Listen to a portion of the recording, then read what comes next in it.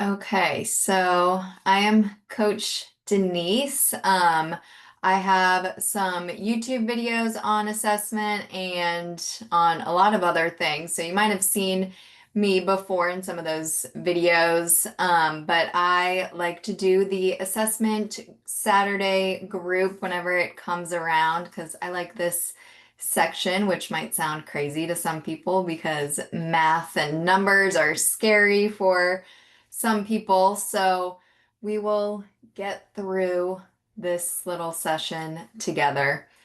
Um, and throughout the next couple hours, feel free to unmute yourself. But since there are so many of you, if you also want to put something in the chat so I can always come back to a question. Um, if there's anything that I am using this evening that you do not already have, you will have access to everything after. You will get the recording and anything that I'm using, so all of my resources as well. Um, and that'll be in the next few days. So don't worry if you don't see it tonight or tomorrow, it'll come.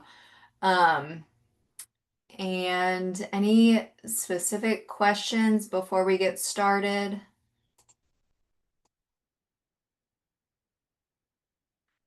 Okay. Um, is anyone taking their test like very, very soon? I see a couple hand raise. Anyone want to share when they're taking it? August 12th. Okay, so you still got a couple months. I'm taking it on June 25th. June 25th. Okay. Still a couple weeks though. Okay, we got some Julys, August. Okay, cool. Um, nice, nice. I'm also going to put my email in the chat. So if you guys have any questions later on, or if you want to book some individual sessions with me, you are more than welcome to. I have limited availability, but if you email me directly, sometimes we can figure something out that works with both of our schedules. Um, or you can always, I'll also put the Dr. Pam email in the chat. So if you want to book with anyone, you can, um, or you can get the credits on our website. So, anyways, so if you have any questions or anything like that, feel free to put it in the chat or just unmute yourself. But how are we feeling about the assessment section in general? Good, bad, scary, kind of so-so. Mhm. I think I had some apprehension a while back. This is Tora. But I think I spent about 3 weeks on it, and I think I'm getting the hang of it. But when I go to other topics and focus on those things, it's always good to kind of circle back. I don't want to forget all the things that I've kind of learned, and I think it's going to be about application, those questions. Definitely. And the good thing I think about this section is that these numbers are not going to change. The bell curve is always going to be the same. So this is kind of just like memorizing those numbers. I always say that if you're doing your test like in person and they give you that little, mine was kind of like a whiteboard type thing. But if you, whatever like paper, anything that you get, first thing, I wrote down Erickson stages and the bell curve. That's what I wrote down. Those were, I ended up writing down other things too, but those were like the first things because for some reason I was like, I just need to get it out of my head so that I can focus on actually taking the test. And so, once I got there, I was like, okay, let me write it down, good to go, take a breath, and then start the test. So, as we go through, I'll try and tell you guys some things that um, are helpful just to memorize. They're not going to change. So, Okie dokie. I am going to share my screen now.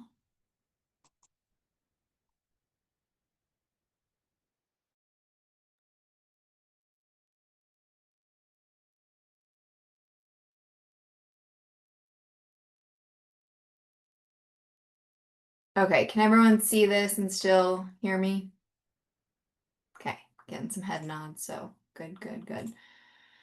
Okay, so this is the Hellwig book. I like to just go through this as a guide to help us. So I'm gonna focus on a few things, do some practice questions, and then come back, do a few more things, and then a few more practice questions.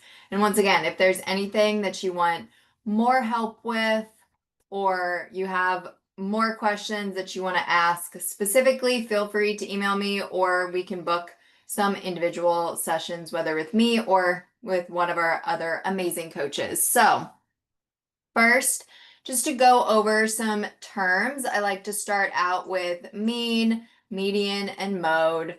Those are very important terms to know. So the mean is the average. That is when you have all of your numbers, what's the average number? So to get that, you add up all the numbers and divide by how many numbers there are.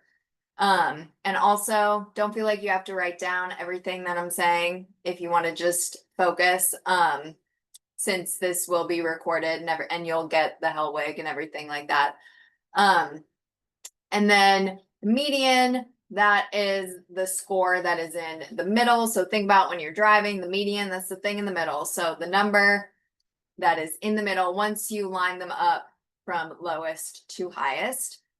And then the mode, which one is most often? So I think MO in mode and most. So the most frequent number in the score in the distribution of scores. So when you have that normal bell curve, these three numbers line up in the middle. So when I show the normal bell curve in just a moment, you'll see that those line up in the middle. But there are times when they do not line up and you do not have that normal distribution. So that is when you have a positive or a negative skew. And Dr. Pam likes to say ice cream a la mode or something like that because the mode is on top. So that is the number that is always going to be the highest because the one that is occurring most often. And so that's what's driving the skew in either direction. So for a positive skew, that means the mode is all the way over here to the left. And then the median is always going to be in the middle still. And then the mean is going to be the lowest. So that's a positive skew. For a negative skew, it's just the opposite. The mode is over here, and then the median still in the middle, and the mean is the lowest. So they might give you a question about scores and say that the mode is one number and that the mean is another. And so then they might say like, what type of skew is it? Or like, what type of curve is it? Or something like that. So you have to know, okay, since the mode is lower than the mean, then I know it's a positive skew. So I'm gonna keep going. So then some other terms to know, range. So that is when you take the highest number and subtract the lowest number from it. So you get the range. So with this list of numbers, you take 47 minus 24, and that gives you 23. And then to find the inclusive range, you just include one more. So that just means you take the range, you add 1, and you get 24 for this one. Then I'm gonna go down and now show the normal curve, bell-shaped curve. And before I show the full thing down here, these are the numbers that you want to remember. So 68, 95, and 99. I printed this out, not this exact one because you can find any type of normal bell curve with however the numbers are. Um, yeah, standard deviation is also important and I'll get to it. Um, so with the normal distribution and then all the numbers and everything, however visually you like to see it, I suggest either printing it out, putting it somewhere like maybe on your phone, putting it on your mirror, like anywhere so you'll just remember these numbers. So with like the 34 plus 34. So that's at 60, that's at 68%. That's right in here. So that is within one standard deviation. So I'm talking about standard deviation now. One standard deviation from the mean.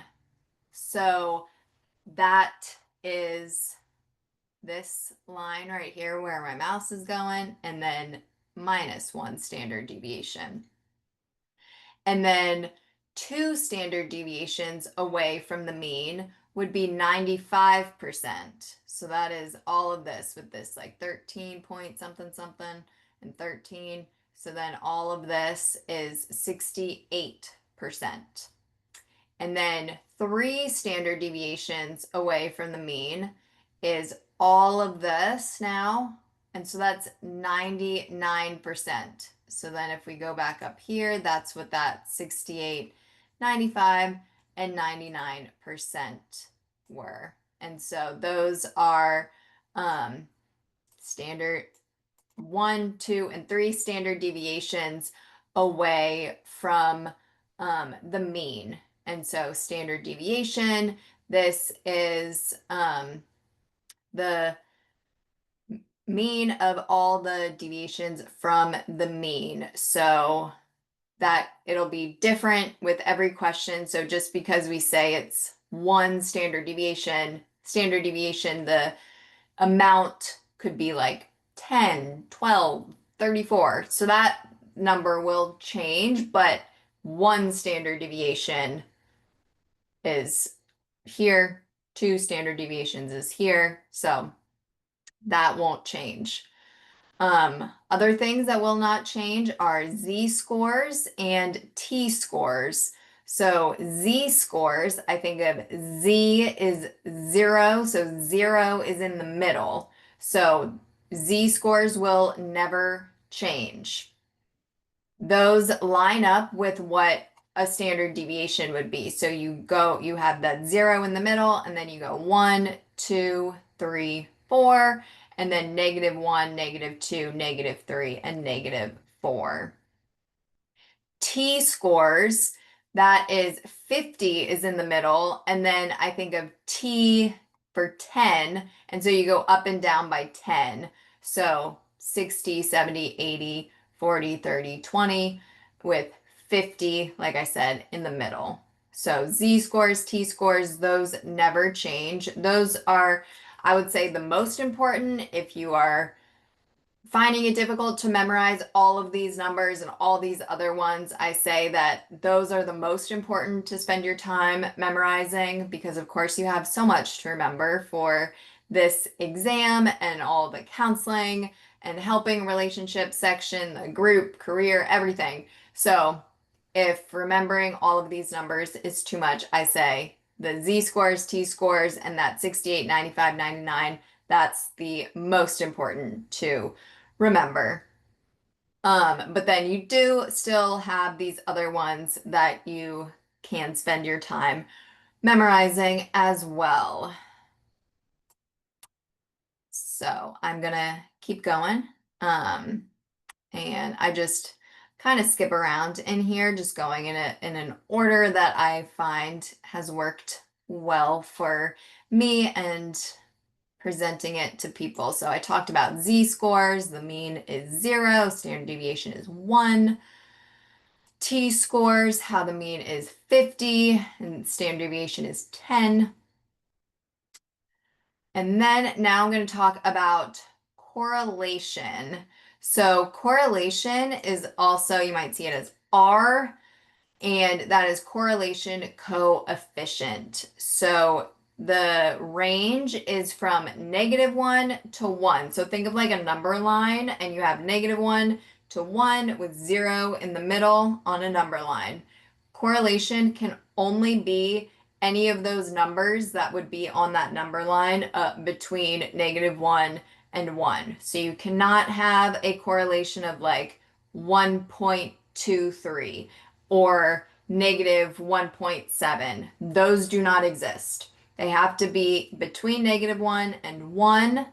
The closer to either end, so the closer to -1 or the closer to 1, the stronger the correlation is, or the relationship between two sets of numbers. So, correlation also is not, remember this, not cause and effect. So if you see a question and it says something about correlation and one of the answer choices says one thing is causing another thing to happen, already know that you can just cross that out because correlation is not causation. We know this, so that is not the right answer. Um, but correlation is just the relationship between those two sets of numbers. Or if you have more than the all the sets of numbers that you are comparing. Um, so So when Denise, question. yes, So when you talk about questions that could potentially be on the test of correlation between -1 and 1, they could potentially ask a question like point 0.7 or point 0.9, and you'd have to kind of know that that's in between.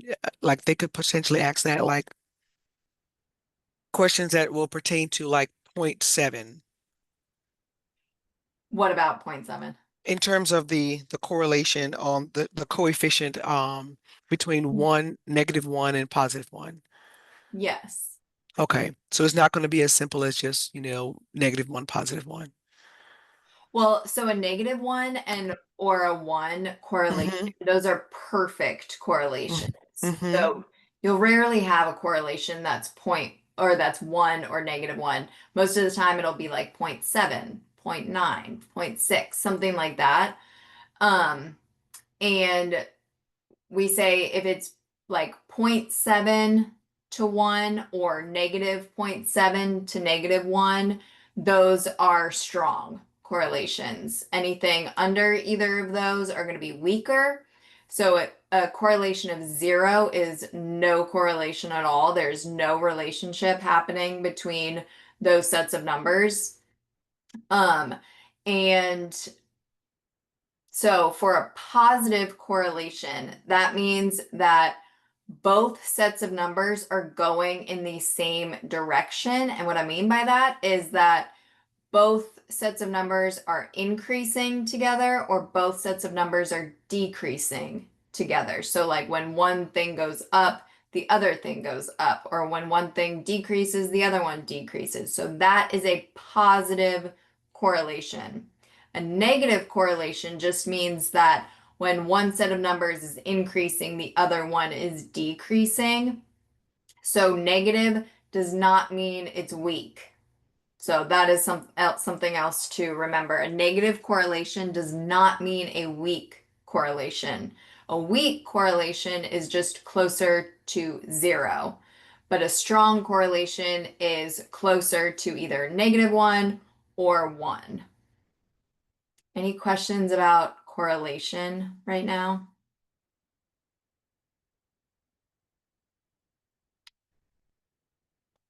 Since we are sticking with correlation, I'm going to jump down to true and error variance. So this is where some of the math comes in.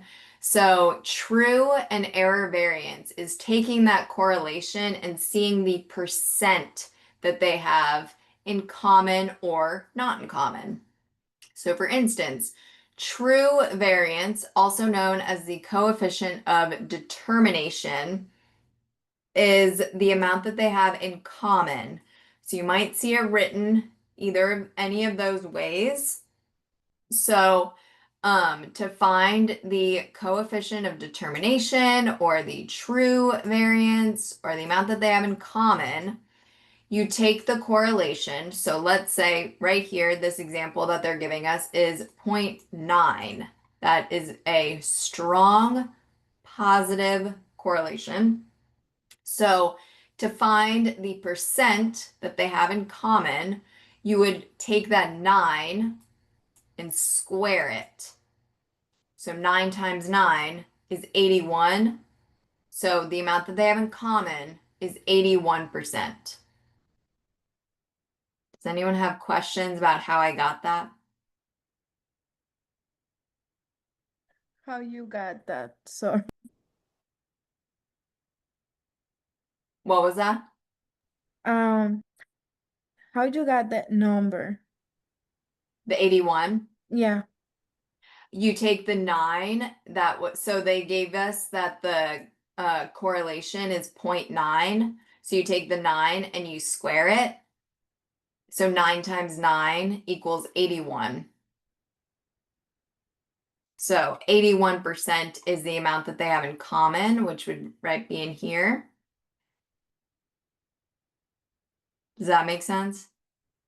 Yes. Okay. So then, to find the error variance or the coefficient of non-determination, so this is how much they do not have in common, you want to know that remaining percent. So you take 100 minus 81% for this example, and you get 19. So 19% is the error variance or the coefficient of non-determination, the amount that they do not have in common. Any questions about how I got the 19? Can you repeat that? Yeah. Just the error variance or the whole thing? Sorry, the whole thing. Can you repeat it one more time? Of course. And I'll use a different example this time or a different number. So let's say that they gave you the correlation of 0.7. So once again, we know that that's a positive, strong correlation. And they ask us for the coefficient of non-determination. So that would be the error variance. So to get that, first we have to find the true variance. So we take the 7 in the 0.7 that we know is the correlation. So 7 times 7, 49. So 49% is the amount that they have in common. And then to find the error variance or the coefficient of non-determination, we take that 49 and subtract it from 100. So then we get 51%.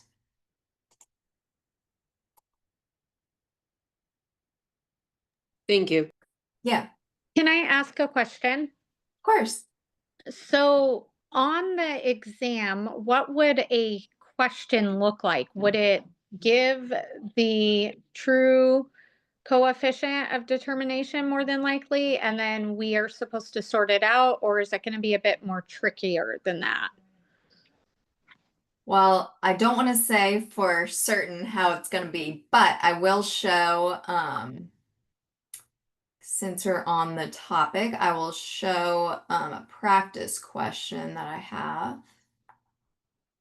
Let me find it. Okay, I'm going to stop this share to share a new one.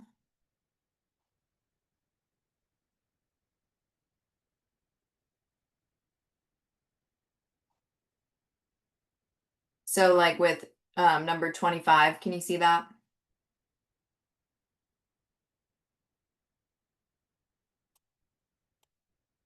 Can you see number 25? Yes. Yes. Okay. So like with this, if someone wants to, here, I'll make it. Oh, sorry. If someone wants to read the, sorry, my mouse is like going crazy.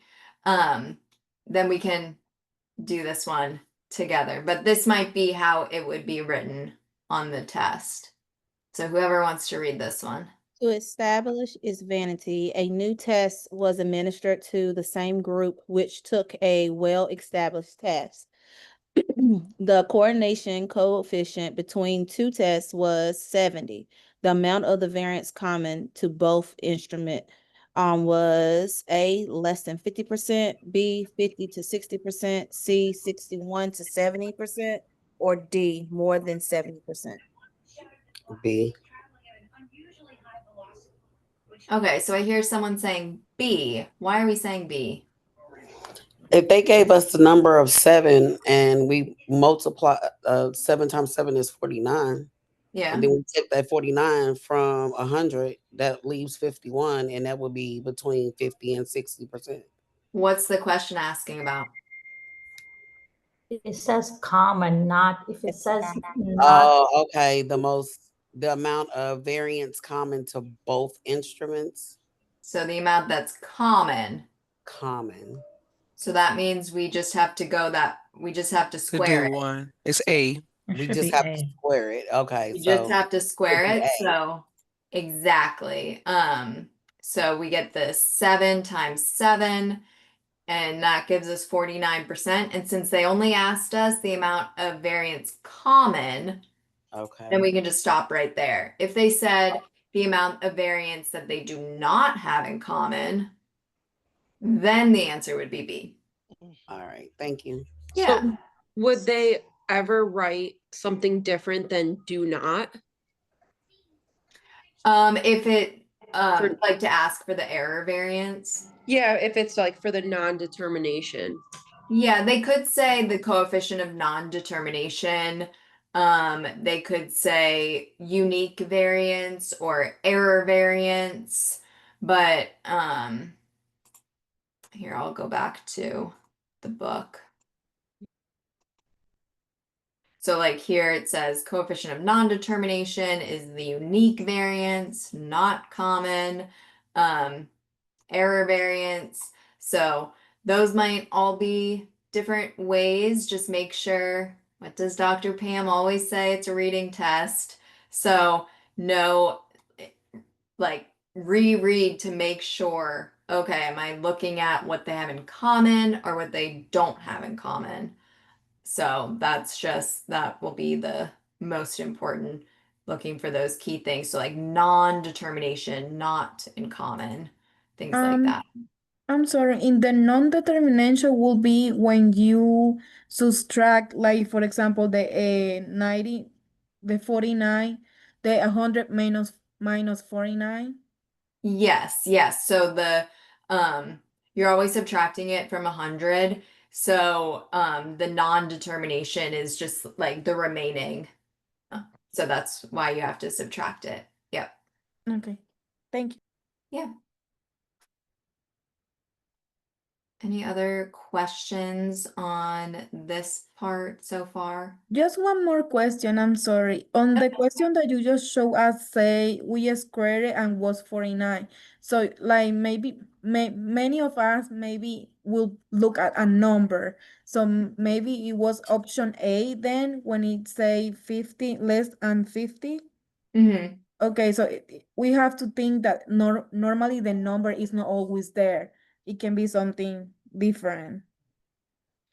Yeah, so they didn't say exactly 49% in one of the answer choices. They just said less than 50%. So Okay, yeah. Yeah. That's good to know. Thank yeah, yeah. Any other questions so far?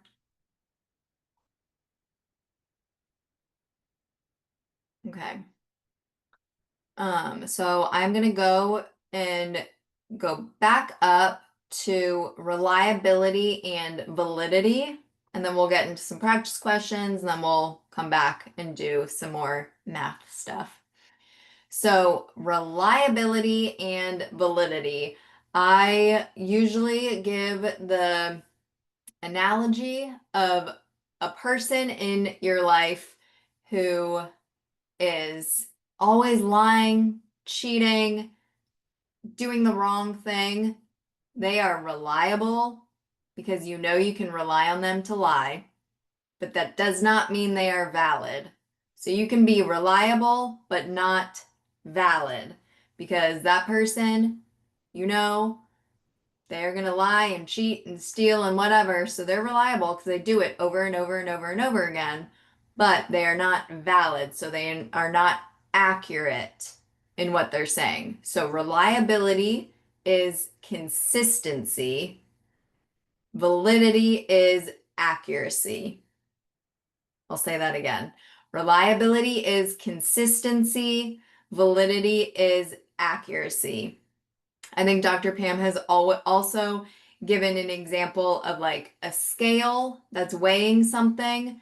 You can have a broken scale that gives you, that keeps saying 10 pounds for every single thing it is weighing. It's reliable because it's giving you the same response after every single thing that you're weighing it. But if you're weighing a feather and it says 10 pounds, you know it's not valid because it's not accurate. So it can be reliable, but not valid. Does that make sense so far? Okay. So there are different types of reliability and validity. So the first, with types of reliability, the first one would be stability or test retest. And so that is just taking the test once, waiting. Here it says 2 weeks is a good time. Taking it again, seeing if it is reliable or stable. So that's stability. Or test retest. So like if you study for the NCE, you take it, you get a score, and then you wait 2 weeks, you don't really do anything. You take it again, probably going to get the same results. So that would be stability or test retest. And then we have equivalence. So this is alternate forms of the same test. So think about, again, with the NCE, no two forms are going to be exactly the same, but we want them to be reliable across all the different forms because you don't want to go into the test knowing that your friend taking it next week gets a super easy form and you get a really hard one. So alternate forms are still going to provide similar results no matter what. So that would be equivalence. And then we have internal consistency. And so that is measuring if the test is reliable within itself. So for instance, we have the split half method. So taking like the first half of the test and the second half of the test, seeing if they are consistent or reliable to each other. There are also different types of internal consistency. I wouldn't worry too much about going into the nitty-gritty and details of each one of them, but at least know the terms are associated with internal consistency, and those would be Spearman-Brown and Cooter-Richardson and Cronbach alpha. With Cooter-Richardson, that is looking at tests containing dichotomous items or like true, false, yes, no. So like those answers with two responses. And then Cronbach alpha is looking at the non-dichotomous items. So like multiple choice, so multiple responses or like essays or something like that. So those are the different types of reliability. And again, reliability means consistency. So just because it is consistent does not mean it's going to be accurate, but still a thing to measure for different types of tests. So then going into validity, Validity, like I said, that's measuring the accuracy. So if a test is really measuring what it's supposed to be measuring.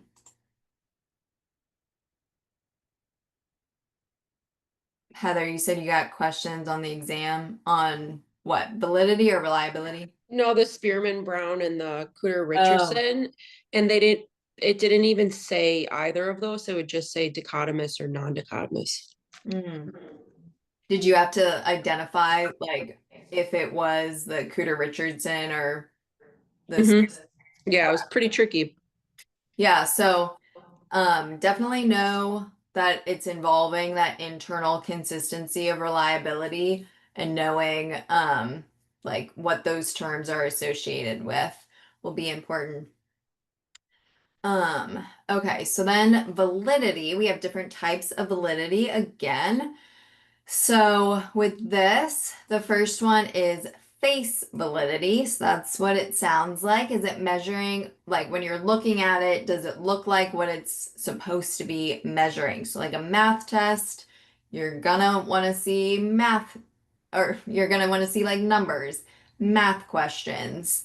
On the NCE, you want to open it up and see something about counseling, probably. So that is face validity. It looks valid. If you sit down to take the NCE and it says like an accounting exam, you're gonna say, okay, that's probably not very valid, and get up, walk away. So that's face validity, probably the simplest one there is.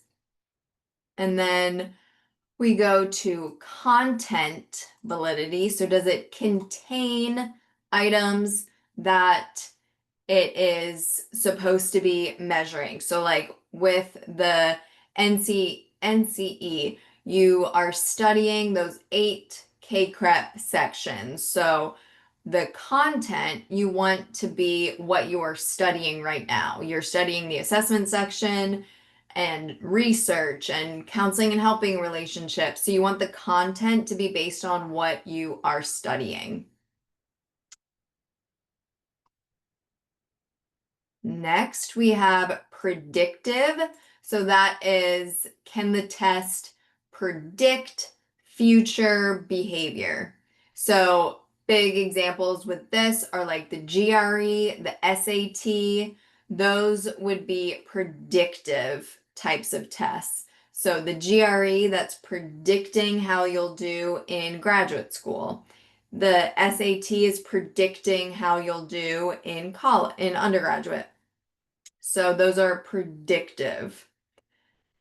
Concurrent, that is measuring when comparing to something else that's already valid.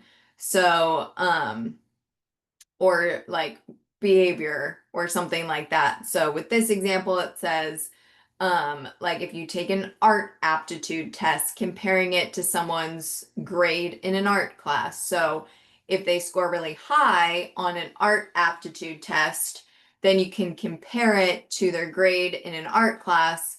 If they scored high on the aptitude test, you would probably want them to have an A for their grade in the art class. So that would be concurrent. So I just think of like two, like a current things happening together. I don't know, I'm like a visual person, so I like to think of things however I can visually. But once again, if however you study, think of whatever helps you. It can be the silliest little examples. You always remember like the weirdest little mnemonic devices that you come up with. Okay, and then we have construct. So a construct is that hypothetical, abstract type of thing that it's hard to measure. So once again, construct, hypothetical, abstract, all those terms remembered together. So a hypothetical construct could be something like anxiety, creativity, things that are kind of hard to measure. And so to be able test for a construct validity, you are using, so there are two different types, convergent and discriminant validation. So you are measuring it with other constructs.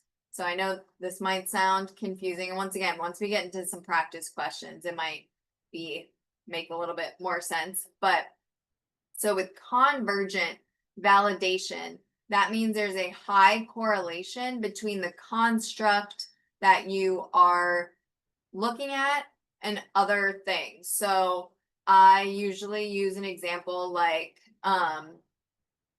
anxiety, or like with this it says anxiety. So like if someone takes an anxiety test and they score really high on it, and then they also are having anxiety symptoms, and they're in counseling for anxiety and things like that, there's a high correlation then between those two things. They're both high.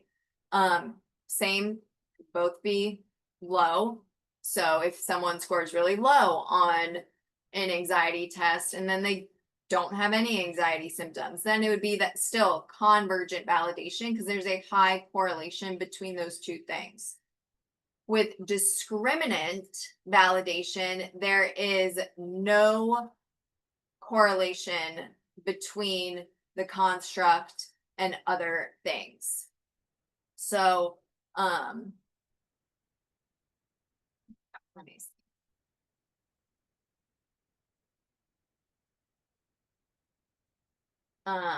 Okay, so like if someone scored really high on an anxiety test, but they aren't really having symptoms, so there's not really that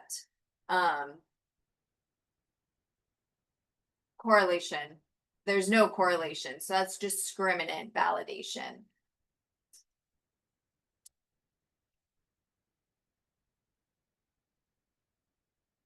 Let's see.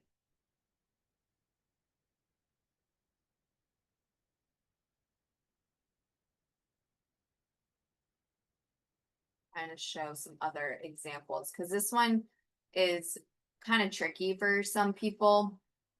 So, let's see.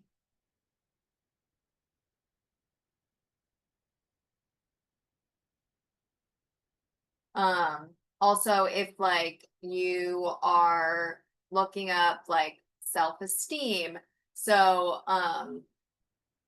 like a questionnaire or something measuring self-esteem, it's not going to necessarily have a high correlation with like your IQ, for example. So those two things don't have a relationship. So there's no correlation between those two things.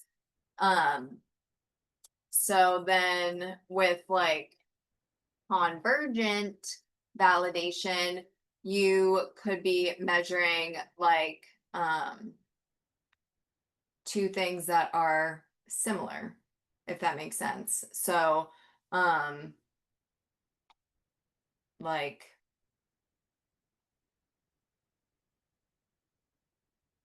trying to think of two things. I mean, maybe like anxiety, depression, those could be higher, but for it's pretty much just if there's a high correlation, it's convergent. No correlation, no relationship means it's discriminant. Once again, the terms are things to know.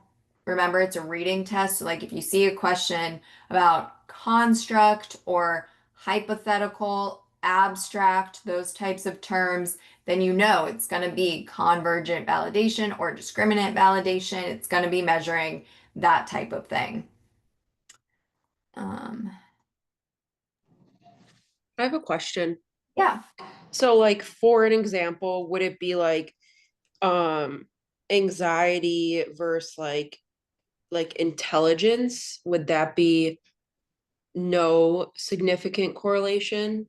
Yeah, so those two things like don't really have a relationship, and so there would be no correlation. So that could be discriminant validation. Okay, Yeah. thanks. Yeah.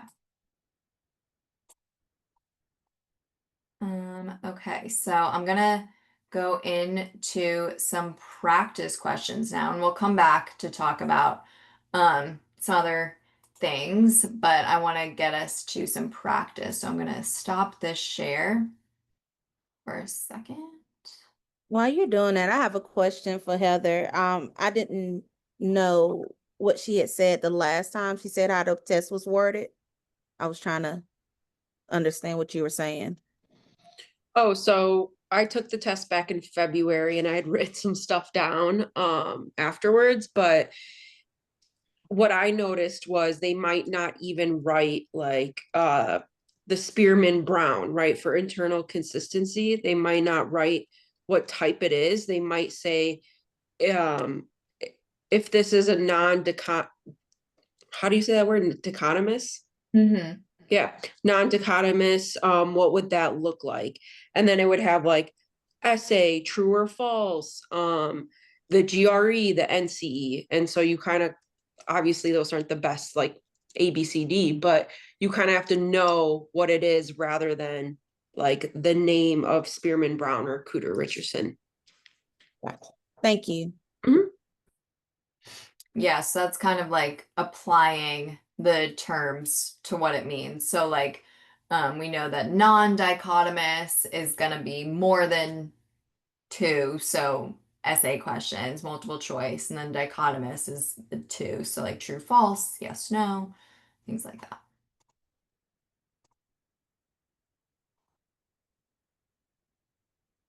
Okay, can everyone see this and still hear me?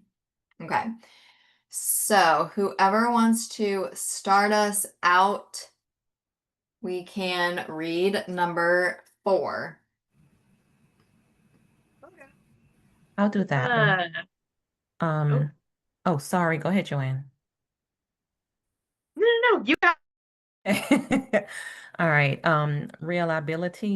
Reliability is to consistency as validity is to truth, inconsistency, replicability, and accuracy.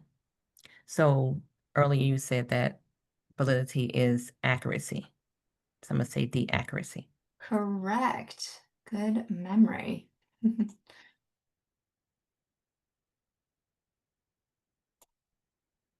Okay, some of these questions we're going to come back to because I haven't covered it yet, but like that one.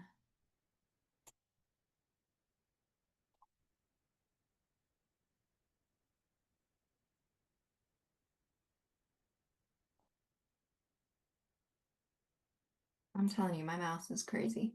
Okay, 13.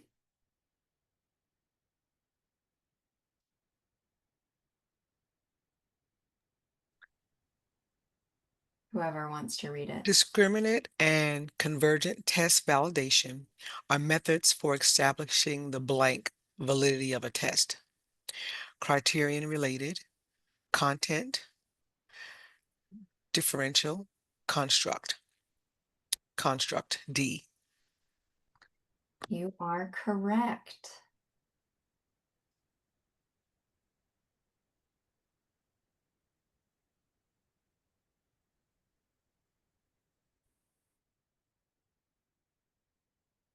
Okay, 22.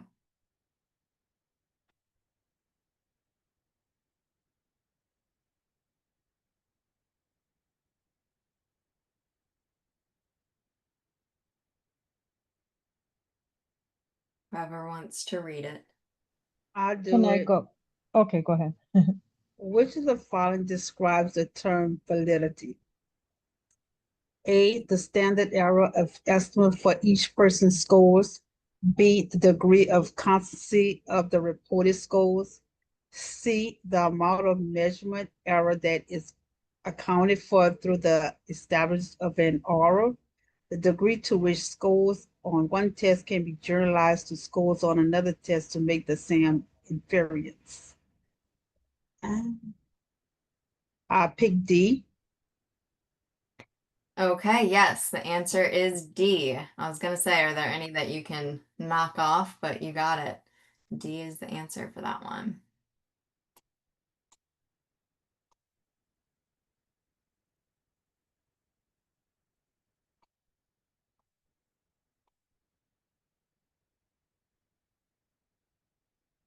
Okay, number 1. I'll read it. Okay. The correlation coefficient that is not possible is it 0? I'm sorry. 1, 0, 2, negative. I'm sorry, I can't read that. Negative 0.60, 3, 1.0, or 4, 1.26. I definitely know it's not 1.26. So what's And is that your answer? no, it's either gonna be 0 or 3. I think it's 0. Okay, let's go back to the question. What's it asking? The correlation coefficient that is not possible is Not possible. Why did you cross out maybe it is 1.26? for maybe it is 1.26 because it's between it has to be between like you said something between a -1 and a 1. It's So which one of these numbers is not between -1 and 1? negative 0.60. Is it? If you have a number line and you have -1, there's 0, and then you got 1. Is -0.6 in between there? Oh, okay. I thought when it was I thought it zero. was, but Wait. Yes, it is. That's what I was asking. Is negative? yeah. Yes. So we can cross out -0.6 then. Oh, not possible. Okay. It's a reading test. Okay. I remember how when you were saying like one is the best, it's the perfect number, and like -60 is it's not a good, but 0 is not possible, and 1.26 is that's way too high. Wait. 0 is possible, but Okay. it just means no correlation. Correlation. Okay. So no correlation is still an answer. So the correlation just has to be between -1 and 1. So the closer it is to -1 or 1, the stronger it is. The closer to 0, the weaker it is, but still possible. Does that make sense? Okay. And then, so you'll never get a correlation that's 1.26 because that's just not possible. It's just not a correlation. Does that make sense? So the number 2 is the right answer? No, 4, 1.26 is the answer. Oh, okay. Yes, because you can have 0, -0.6, or 1 as the correlations.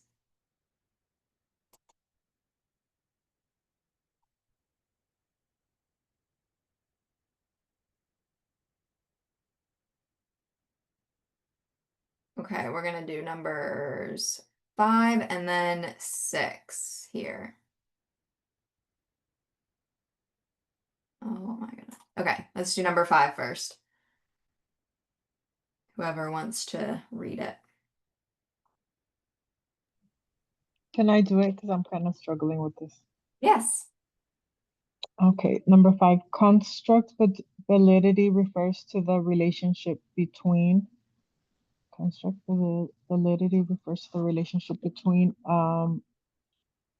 one, independent and dependent variables, 2, a population perimeter and a test of significance, 3, variation in scores and inconsistencies in measurement, 4, an abstract concept and an empirical measurement.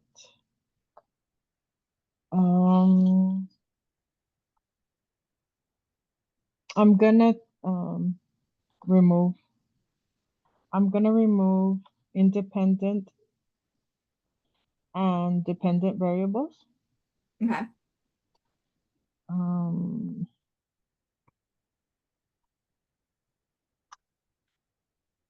And I'm gonna remove a population perimeter and a test of significance. Okay. I don't think it's asking about test. I'm gonna keep variations in scores and inconsistencies in measurements. And number 4, an abstract concept of an empirical measure.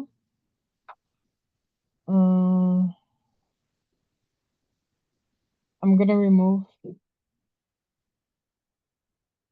3 as well, and I think I'll go with 4. Abstract concept and empirical measure. Measure. Yes, the answer is 4. So remember that construct is measuring that abstract concept with a measurement.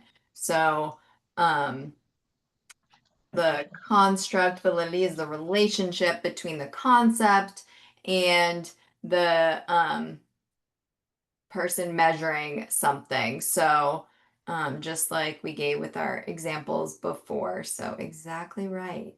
So let's do number 6.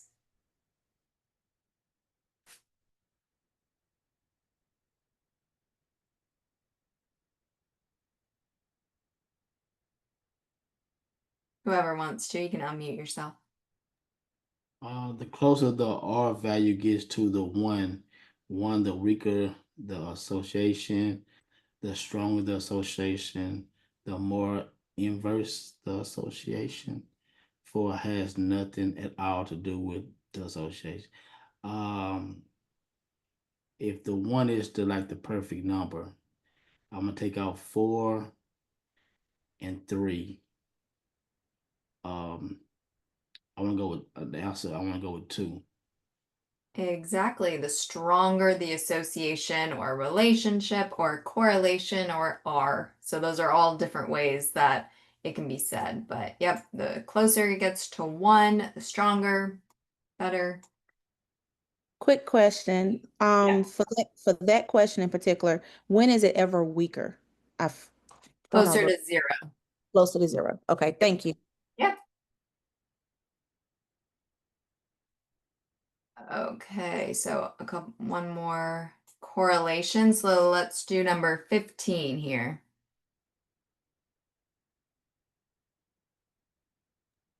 I'll do it. Okay.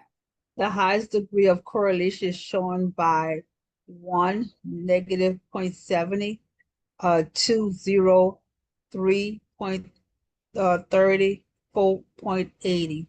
I'm gonna take out 1, I'm gonna take out 2, and the answer gonna be 4. Exactly. Why did you choose 4? Because there might be some questions from other people. Because it's higher, is the highest number. Yes. Now let me ask you this. If there was a negative before the 0.8, would your answer change? No. Exactly, because it's closer to a -1 then, right? Yes. Right. Any questions about that one? Because sometimes people get confused with like the negative and Yes, can you explain, please? yes, so 0.8 is the answer because it's closest to 1. So it's the highest degree of correlation, means that it's the strongest. So it's the highest correlation since it's closest to 1 or -1. Negative 0.7 would be our second highest because it's the second closest to either -1 or 1. Does that make sense? Yes. Okay. Let's do number 16. I can do that. Okay. So you explained already that the media is the number that is in the middle. The mole is the most higher, right? Why don't you read the question and we Hello? can, yes.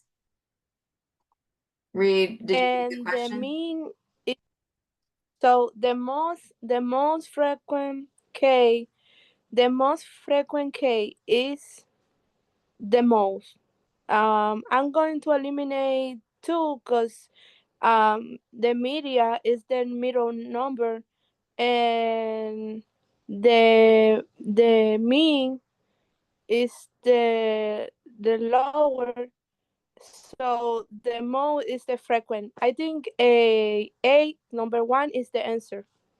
Exactly. The mode is that most frequent number. Any questions on that one? Okay, let's see if there are any others before we get back to the content.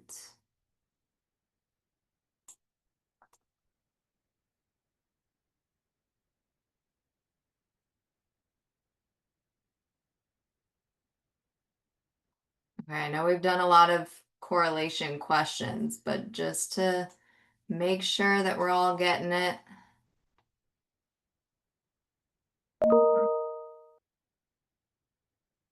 Number 47.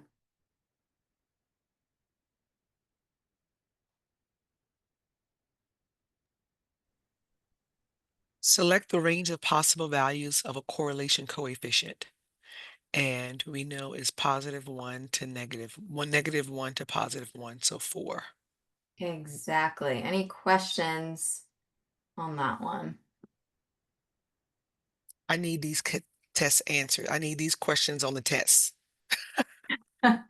You might get them.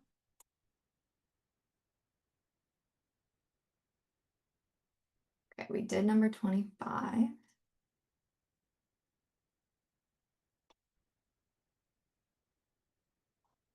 Okay, 78.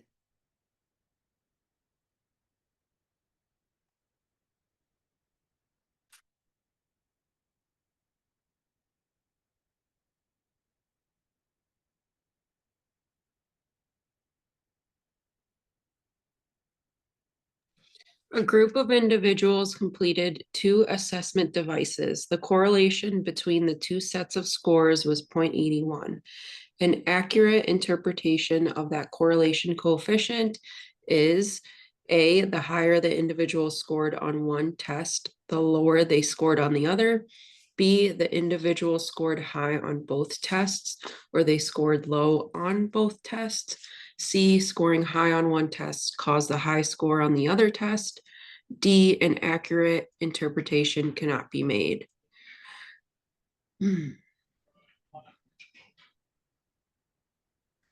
So what do we know about the correlation that it gave us?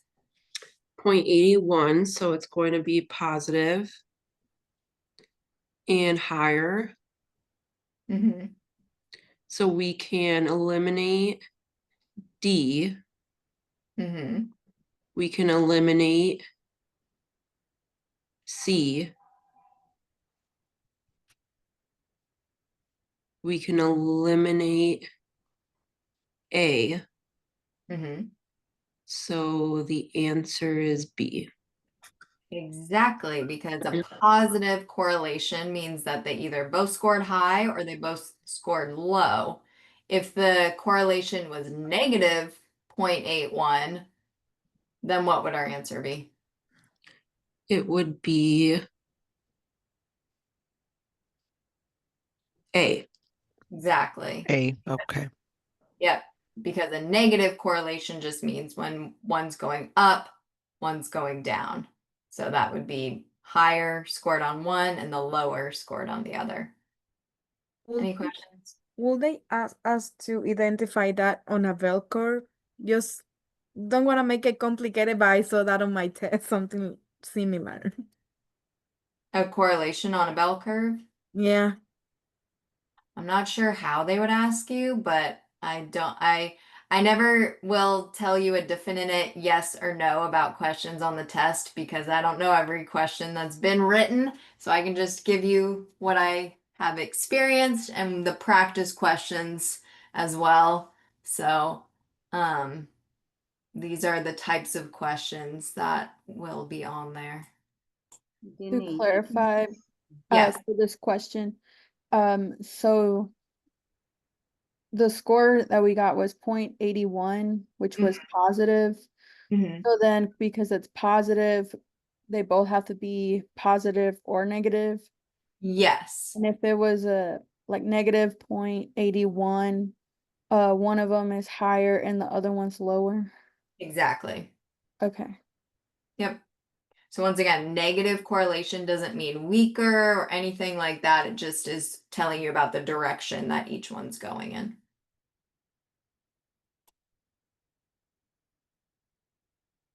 Okay.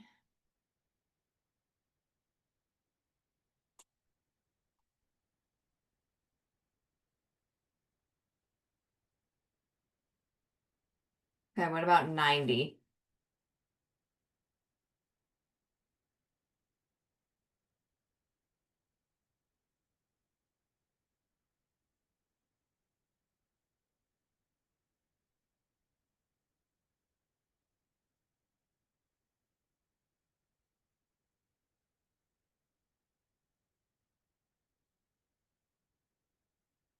Any brave soul?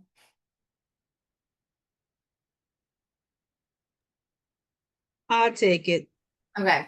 A counselor educator gave the same final exam to two classes studying human growth and development. In class A, the final exam scores were normally distributed, and in class B, there was a definite negative skew in exam results. The counselor educator would be correct in making the following statement. A, more students mastered the material in class A than class B. B, the mean, the medium, and the mode are the same for class A students. C, over 50% of the students in class A score higher than the mean. D, a different final exam should be used in each class. I would take out D. Okay. I would take out B. Okay. Why'd you take out B? B because they don't say nothing about the mean, the median, and the mode. No, but what did they say about class A? Class A, the final exam scores is normally distributed. What do we know about a normal distribution? Um, I don't know about a normal distribution.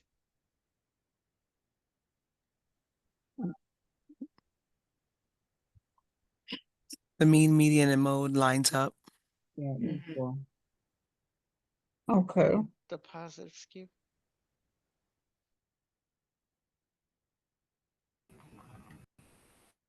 What was that? She said the mean and a medium and a mode lines up. Yeah, no, I thought someone else said something. Yes, she said that. Whoever said it, I don't know I who know, said it. sorry, I thought someone said something after I that. think somebody I said said the positive positive skew. skew. What happens in a positive skew? The mean One goes up, higher, One goes right? down. the mean One is goes higher up. than the mode. One goes to the right and one goes to the left with the negative. Yeah, so we have the mode, median, and then the mean when you're looking at, so they're in a skew, they're not the same. Right. But in a normal distribution, they are the same. They all line up in the middle. Remember on our nice bell curve that never changes? Okay. So B would be the answer. That's what you're saying? Yep, so B is the answer for that one. Does that make Okay. sense? Do you see why we got that? Mm-hmm. Okay. Yeah. So we're focusing on normally distribution. Yeah, so In the, since this one, it said class A, the final exams were normally distributed. So that's what we know about class A. In class B, there was a negative skew, but so we don't know that more students mastered in class A than class B because we don't know the exact numbers and what the mean, median, and mode are. So we can't say that about A. We can't say over 50% of the students in class A scored higher than the mean because it's normally distributed. And then D doesn't make sense. And so we know that the mean, median, and mode all line up in the middle. So that means they're all the same for class A. Okay, I'm gonna stop this. So which was the answer? Sorry. The mean, median, mode are all the same for class A. Okay, good. Thank Okay. So I'm gonna come back to the practice questions, but okay. Just checking to make sure I did all the ones I wanted to. So now I'm gonna get into the standard error of measurement, which some people start to get a little confused on, but this is why I leave this time to talk about it. And there's still more to be discussed in this section, so don't feel like, I don't know, I don't want you guys to feel overwhelmed, but once again, I put my email in the chat way above. So if you want to email me with questions or booking individually for things that we're talking about, or you can book with someone else and email the Dr. Pam email. You can do that too. To continue to talk about what we're talking about. But let me share my screen. So now we're gonna get into some more number things. So still remember everything that we've been talking about because they all apply with each other. So it's important to still remember those numbers that I was talking about, like the normal distribution. We want to remember that, things like that. So using that, I'm going to talk about the standard error of measurement. This might sound confusing at first, but we're going to do some practice questions and I think it'll start to make sense. So stick with me if you get confused at first. But with standard error of measurement, it's going to tell you a person's score. I'm going to say something and I want you guys to remember it, and I can repeat it if you need me to. With standard error of measurement, you put the person's score in the middle when you put it on the curve. When a question also gives you the mean, for standard error of measurement, do not put that in the middle. You are putting the person's score in the middle. And that'll make sense once I get to what I'm talking about. So let me see if I can draw with this. I don't know if it's gonna work. Okay, cool.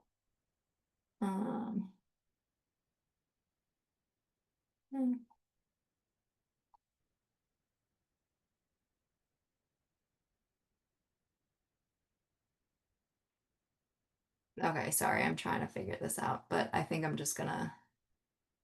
Oh, that's a nice one. Yeah, that's good.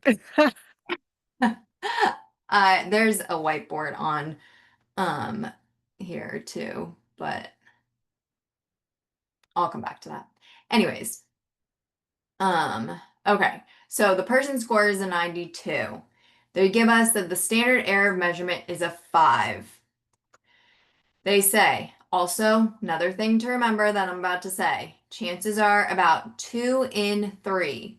2 in 3, 2 out of 3, 2/3, anything like that is 68. Here they're saying 67, same. 68%.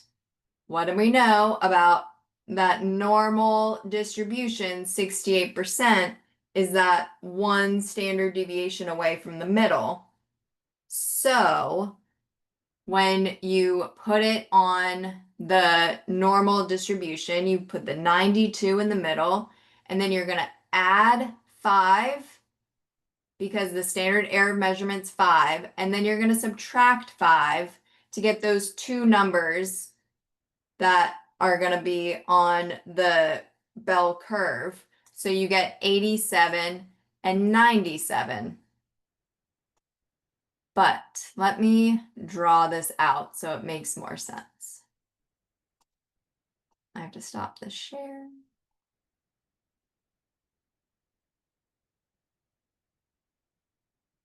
Okay. Can everyone see what I'm drawing?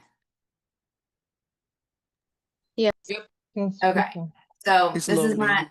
is my beautiful curve. So we know that they told us that 92 is the person's score. Remember, we put the person's score in the middle. And then we have these lines that represent that 68, 95, and 99. So since they told us 2 out of 3 or 68%, we know that we are just looking in this range, which means we want to go from here to here and here to here.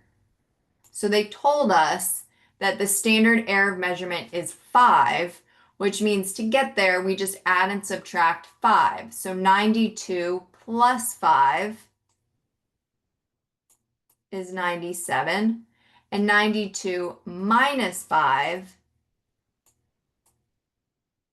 is 87. So the answer would be 87 to 97.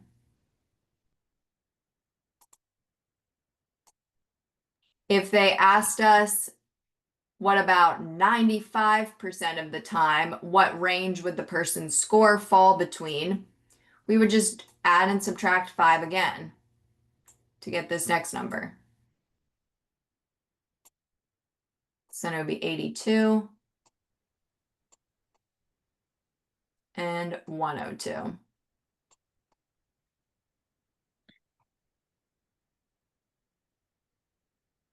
Any questions so far? I have a quick question. Yes. So how did we determine the range of the 92? Like, I understand the +5 and -5. Is that because on our range to begin with, that's where it falls, is between the 68? Because yes, they said chances are about 2 and 3 or 68% that the person's score fall between what range. So that's why we stayed between that Those first. 2 sections. Yes. And that's our 68. Okay, perfect. Yes. And I do see that. I just wanted to make sure I wasn't making things up. Yes. Okay. I completely understand. So, And Denise, will they always give you the score? Like they're not trying, I mean, it's going to be in the question. yes, they're not going to Okay. say, we're not going to tell you the score, but find out what the range is, because that would make no sense. Right. Then they'd be trying to trick you, but they're not. I promise. Even though it feels like they are. But yes, so I'm highlighting now. So this part, this pinkish part, is that 68%. And then And you said the score that they give us will always go in the middle. So we will Or- always start from that middle where the 92 is, from where the mean is normally at. when they're asking about standard error of measurement. Okay. Yes. So when we do practice questions, you'll see that they're not necessarily trying to trick you, but if you didn't know how to do it, it would seem like they are trying to trick you in some of the practice questions. So we'll go over that in just a second. But yeah, this green that now I'm showing is 95%. And then this blue is 99%.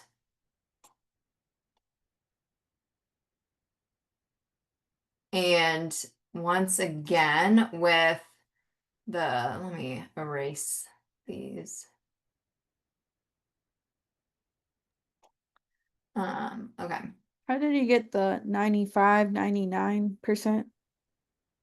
Those never change. That just is. Because it's the -1 to 1. Or no. -1 to 1. We already moved on from that, I guess. Well, that's correlation, so that's something else. But with this, like this will be, so this is when it's like the mean median mode. Now we're talking about a normal distribution. Now I'm talking about the normal distribution, and that is when the mean median mode line up in the middle.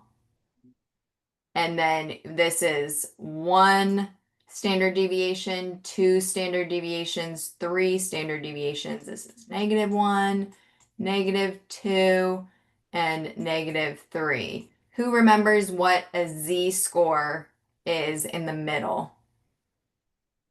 0. Zero. 0. And then what about over here? Sorry, right here. Plus One. 1, one, positive 1, 2, 3. Yep, so it's lining up with what the standard deviation is. And Mm-hmm. then for a t-score, what's in the middle? 50. 50. 50. And then what do we go up and down by? 10. 10. Exactly. So then we have 60. We'll try not to write on this. Mm-hmm. 60, 80, and then 40. So if the question is not asking about standard error of measurement, and they're giving you, so this is like the raw scores. So when they tell you someone scored a 97 or the mean was a 92 or a 90, that's a raw score. And so then you can put it on the on this line. These are the Z scores, and then these are the T scores.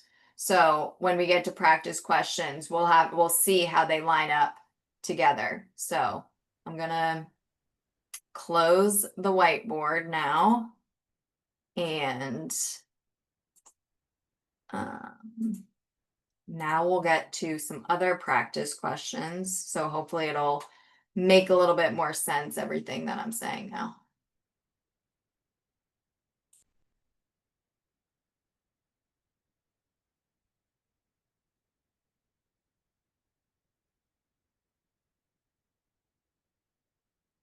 Okay, I'm gonna show this one, but then I'm also gonna put it in the chat so that when I switch to the whiteboard, we don't lose it.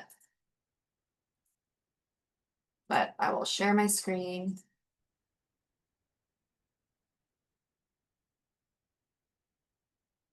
Okay, number 8. Let's try it. And I go. Whoever wants to read it, I think someone unmuted.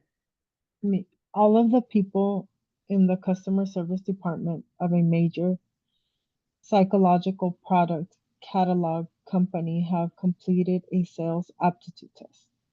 This test has a mean of 100 and a standard deviation of 10.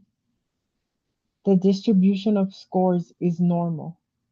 As the manager, you would like to compare scores of 4 employees with other employees in the department. However, scores have been reported in several different ways. You notice that Chester received a z-score of positive 1.0, Timothy received a raw score of 90, Beverly received a t-score of 70, and Kim received a raw score of 70. After examination, you conclude that blank performed worse and blank performed best on the test.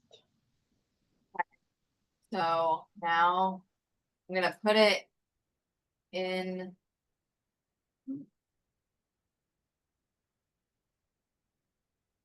Okay, put it in the chat so we can still see it, but I'm gonna go to a whiteboard so that we can draw it out together. So That's a lot of numbers. it is a lot of numbers, but once we break it down, it won't seem as scary, I promise. Mhm.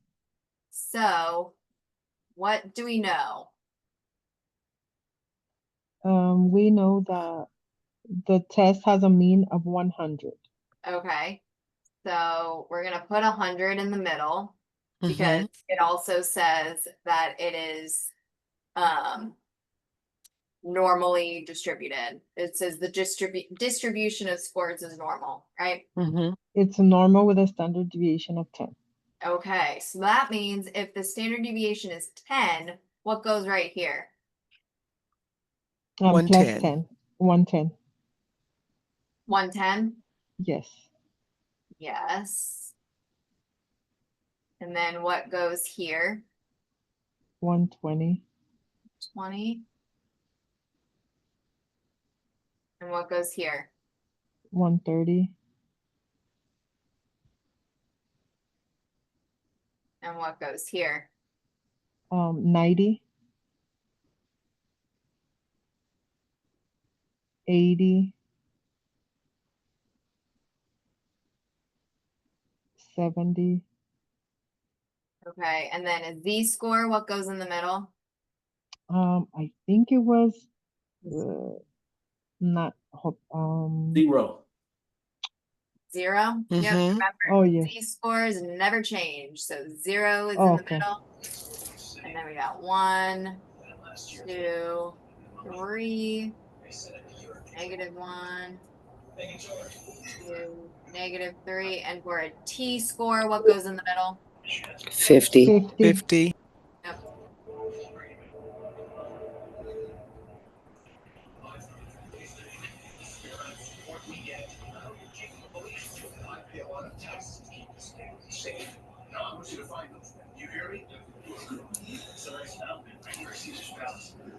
Okay, so then what do we know about their scores? Who is the first person they told us about? Where's the chat? Beverly scored 70. No, first it was Chester. Yeah. Oh, where's Chester? Oh, What did Chester score? A z-score of 1. okay. Z-score of 1. So I'm gonna put him over here. I'm gonna say a C for Chester. Who's next? Timothy received a raw score of Timothy. 90. Okay, so go up here.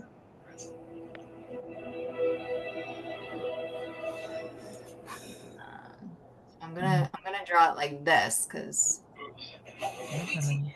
they're all the same. Okay, who's after Timothy? Beverly received a Beverly. t-score of 70. Oh, what score of 70? A t-score of 70. A t-score of 70. So that means she goes down here. Mm-hmm. So remember on the exam, don't put her up on the raw score 70. You got a t-score of 70. So what would she be for Beverly? It's Timothy and Heather. And then Kim is last. So Kim got, what was Kim? A raw score of 70. She got the raw score. She's this one. Please don't draw on this because then it gets confusing. Okay, so looking at this, who scored the worst and who scored the best?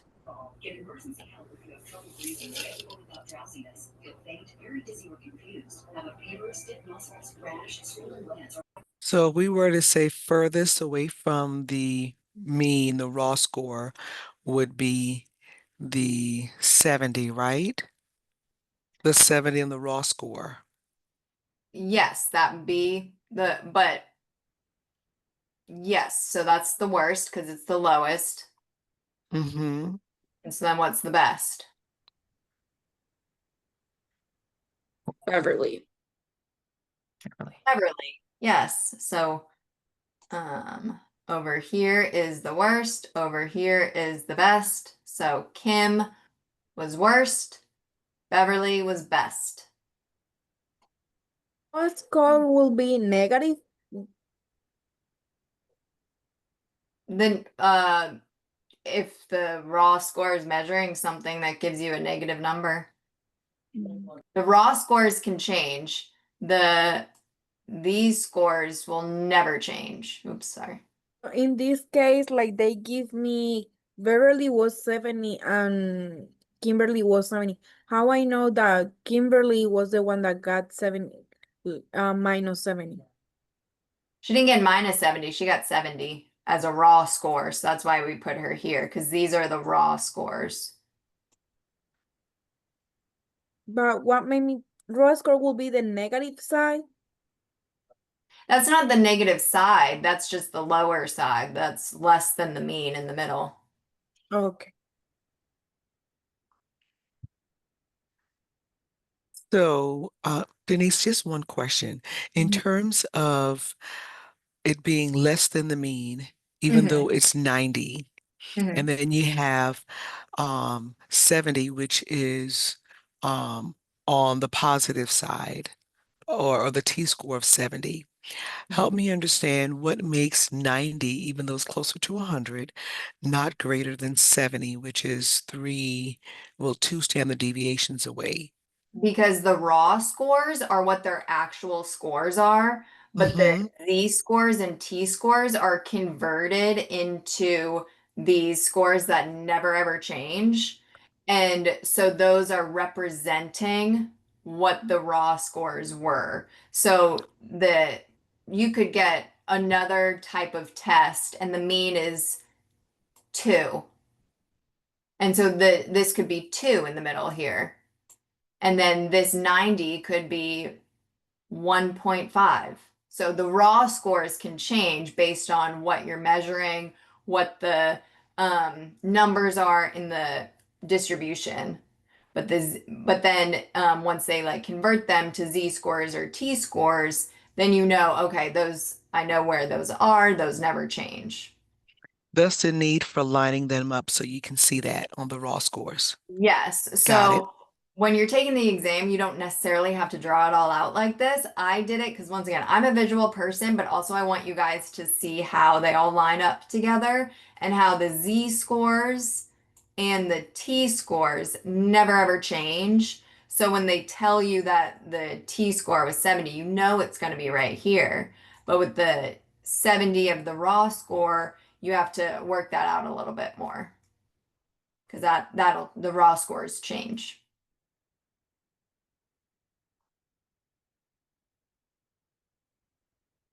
Okay, shall we try another one? I'm sorry, I'm also confused. I might need you to re-explain that a little bit. Sorry, Denise. Do not apologize. That's why we're here. Okay, so Timothy got 90, correct? Yes. And that is the raw score. And so when I'm looking at this, my brain is thinking that's closer to the middle. Okay. So in the middle is 100 as well. So I'm just thinking that is the best score. No, it's not the best. It's the mean. Oh, the mean. That's the mean. Got it. Yep. That makes sense now. Okay. Yep. So that's just the mean. And since this is normally distributed, it's also the median and the mode as well. But that just means so that's where the most people scored, but doesn't mean it's necessarily best, worst, anything like that. Got it. Yeah. I was looking at that 100 and I just forgot everything. I heard 100%.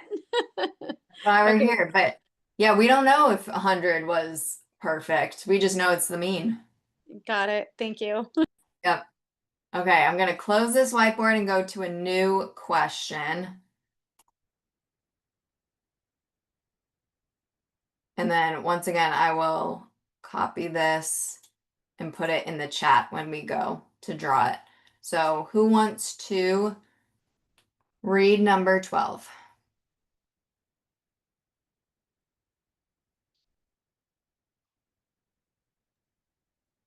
A t-score of blank is equivalent to a raw score of 130 in a normally shaped distribution of scores that has a mean of 100 and a standard deviation of 15.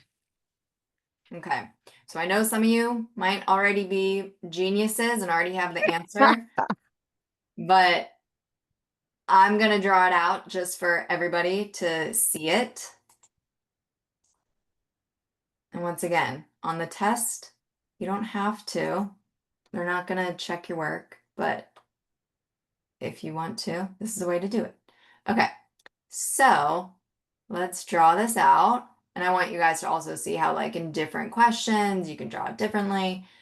Or not draw it differently, but you know what I mean. Okay, so we have a t-score of blank is equivalent to a raw score of 130 in a normally shaped distribution. So we know that in a normal distribution, what goes in the middle? What three things all line up in the middle? The mean, median, and mode. Okay, so what's our mean? 100. 100 in here. Yep. Here it's 100 again. And then we know that this is one standard deviation. So what would this be then for this question? 115. 15. Yes, because the standard deviation is 15. So we add 15. And so this would be 130. 130. So since we know we're trying to find the raw score of 130, we could stop there. If you wanted to draw more, we can, but I'll stop there. So for a t-score, what goes in the middle? 50. And then what goes under this 115? 60. 60. And so then what's under the 130? 70. So then what's our answer? 70. 70. This makes so much sense now. Yep. Wait, where is the question again? Because I'm still Somebody said, what's the question? Okay, let's see. Oh, So the question was asking a t-score of blank is equivalent to a raw score of 130. Okay. So we just lined them up together and we knew where the t-scores were, so we just kind of worked backwards. Okay. I think that term raw is throw me out because I thought the raw term was that they were lower than the mean, but in this case, up. No, raw does not mean lower. It just means not changed. So they haven't cooked it yet. They haven't cooked it to make it a Z or a T score. Z scores and T scores, those are cooked. Raw scores are just what you score. You get a 92% on an exam, that's your raw score. So it hasn't transformed. But it so yeah, it hasn't changed. You haven't cooked it to a Z score or a T score. So here, the 130, that's how the person scored. But the 70 is after you've plotted it out, what we just did, we cooked it, we made it a 70. Do you convert it to a C score or a T score in research so you can have? Yes, exactly. So you can see them lined up together. Yeah, because like a 130 for this is different than a 130 of a raw score of the previous one we just did. But we know that the 70 is still the same. Mm-hmm. Any other questions on this one specifically? Because I got more practice questions.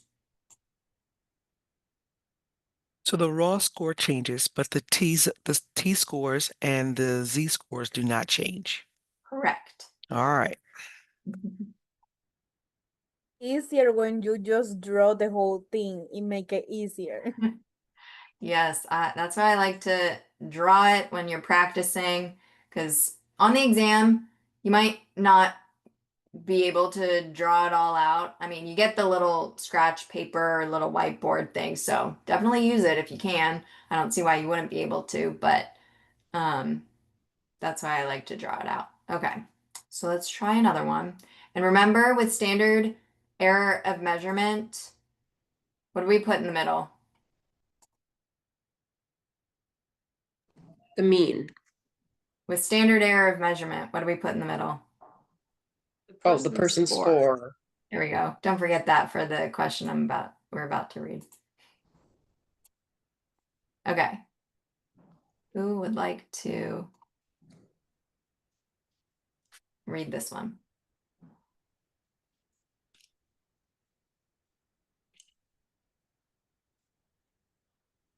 I'll take it. Okay. Jim score is 56. The mean is 64. The standard error of measurement is 4. If Jim takes the test 2 more times for a total of 3 times, his score will be expected to fall in what range? Shit, I don't know. I want to take this one. All right. Okay. Hold on. Go back up. I'm trying to jump my thing. Hold on. Slow down, man. Wait, I'll put it in the chat. Don't worry. Don't worry. Okay. Okay. Yeah. The mean was 64. Yes, but what are we looking at? You put the person's score first in the middle. Right. You put it in the chat. So what do we put in the middle? 56. 56. Exam 4. Okay. Mm-hmm. So we're doing standard error of measurement, right? Right. Okay. So it says if Jim takes the test 2 more times for a total of 3 times, that's 2 out of 3. Remember what I said about 2 out of 3? Mm-hmm. I don't. What I said? 68%. 68%. Oh, yeah, 68%. So what do we do with this 56? Go up 4 times, right? 4 times. No, 1. What's the Don't you do 34 and 34 or 30, like what's divided in the half? standard error of measurement? It's It 4. was 4, so you add So you 4. will add 4 Yeah. and subtract 4. Okay, so if we add 4, then what is this number? 60. And if we subtract 4, what is this number? 42. 52. 52, sorry. So then what's our answer? 15, 52 and 60. 52 to 60.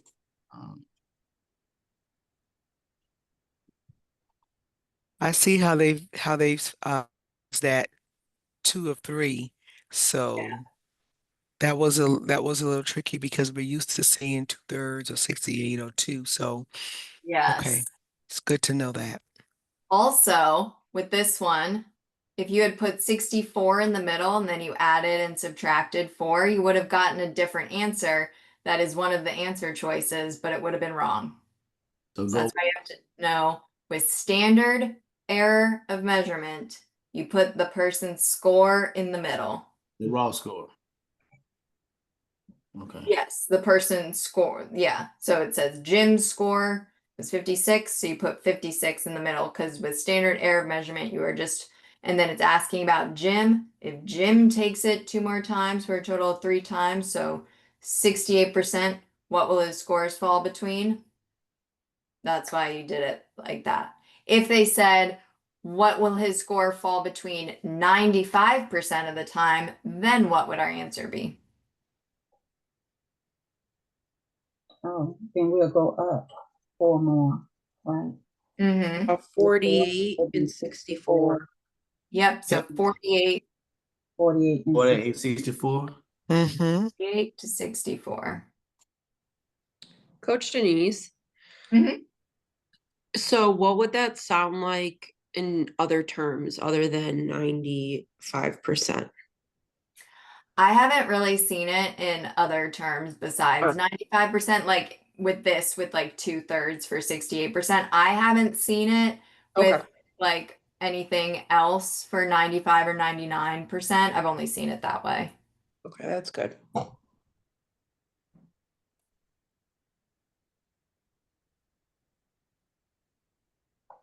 Okay, let's try a couple more.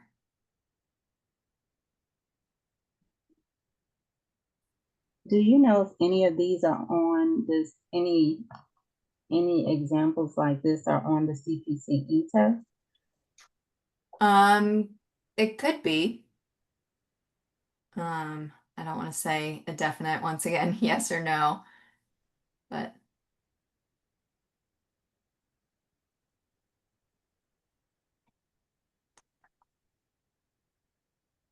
okay.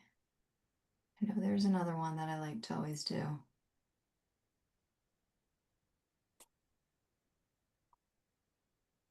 Okay, here's a good one.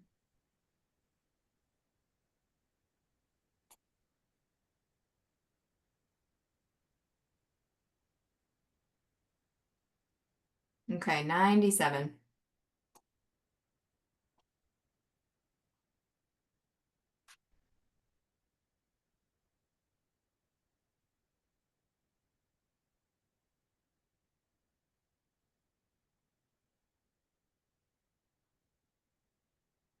Whoever wants to read it.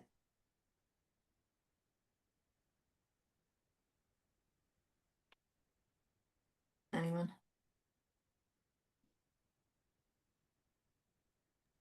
You just have to read it. I'll read A it. student, oh, go ahead. A student obtained a score of 112.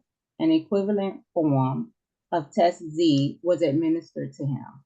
We could expect his score on the second test to fall into which range of scores about 2/3 of the time? Okay, so what are they asking us about? They're asking us if he retook this test, if he took this test a second time, where would his score fall in between? And what did they give us? They gave us the 2/3. Yeah, they gave us 2/3, right? Yeah, what about, 2/3. what else did they give us? They gave us the student score of 112. Right. And what else did they give us? The standard error measurement is 4. There we go. Okay. Okay. So let's try That it out. means something. Where's the 4? At the top where it said given, they gave it to us. That given test Z has a mean of 100, standard deviation of 12, and a standard error of measurement of 4. So we know all we need right there is the 4, and they told us that the person's score is a 112. So what did we put in the middle? 112. 112. We would get a different answer if we put 100 in the middle. Okay, and then they asked us how many times? 4. 4. No, Or not 2/3 of the time. 2/3. So then what? So that's 68. 68%. Okay, so then what's this number? 116. 116. And 108. 108. Do we have to go any further? No. No. No. So what is our answer? 108. Back to 108. 116. 116. Yep. Okay, so I have a question. What's the purpose of them giving us the standard deviation of 12? Trick you up. They're just giving I us thought that more I information. thought that that's how you move over. Like I thought the standard deviation is how you move. If they were asking us about a question about all the raw scores together, but since they're just asking about the student and the standard error of measurement and their range, if they were to take it again, that means that we are plotting it this way on the curve. So it's nice to know, hey, look, there's a mean of 100 and a standard deviation of 12 for this, but they kind of just gave us more information than necessary for the test that we are looking at. But since we are focused on standard error of measurement, it's all we have to know for this one. I just don't know how I would have known that. Like Because they're I asking didn't see about the standard error of measurement. When you see standard error of measurement, moving forward now, that's how you'll know. Okay. Okay. And remember, guys, you'll get the recording of this. You'll watch it over and over again. I have a few YouTube videos on this stuff too, so you can watch those as well. Okay, I think there's one more. Yep, here it is. One more that I like to do.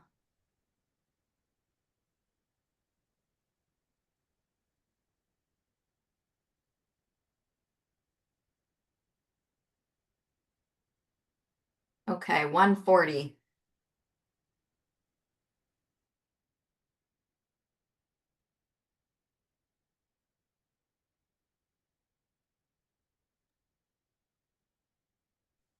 Can I go again? Yes. Lee and May took the same test of academic ability. The mean of the test is 100 and the test standard deviation is 10. Lee's score is equivalent to a z-score of -1 and May's score is equivalent to a t-score of 45 on the test. Okay.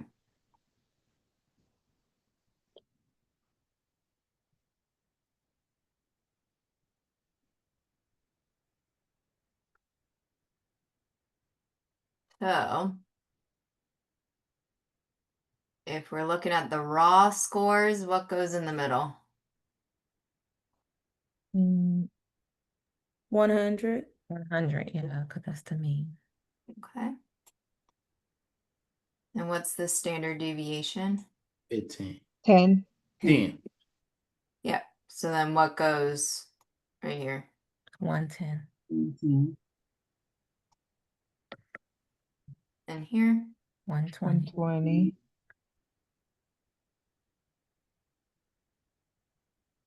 130. 130.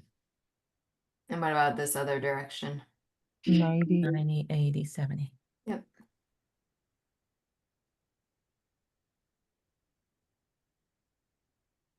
Okay. Okay, so then it's telling us what? Least score. score is equivalent to a z Z score score of of negative -1. 1. Okay, so for a z-score, what goes in the middle? 50. 50. Oh, 50. Zero. Zero. Zero. Oh, Zero for zero. Z. Sorry, Zero. Z. So Zero. many. Lord. Okay, so many voices, but Zero. Z, remember Z for zero, so Z, zero goes in the middle. Yep. And then, so then what would go here? -1. -1. Negative one. Okay, so then what do we know? What else do we know? Can we stop there? Because it's Yeah, I'll stop there. I mean, if you want me to put all the z-scores, I can, but they told us the z-score of -1, so I put that there. and then we add the t-score Okay, so for May. 45. So for a 45. t-score, what goes in the middle? 50. 50.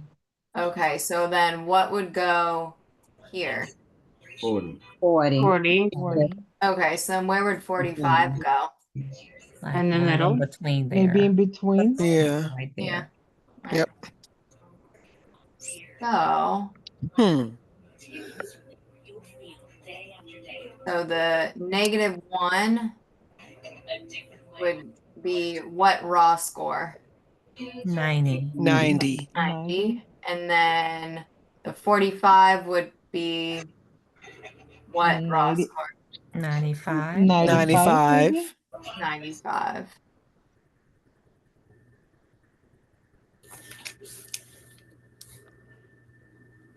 What was the question? I mean, No, what were like, the what's the answers? question? Yeah, I'll go back to it. Okay.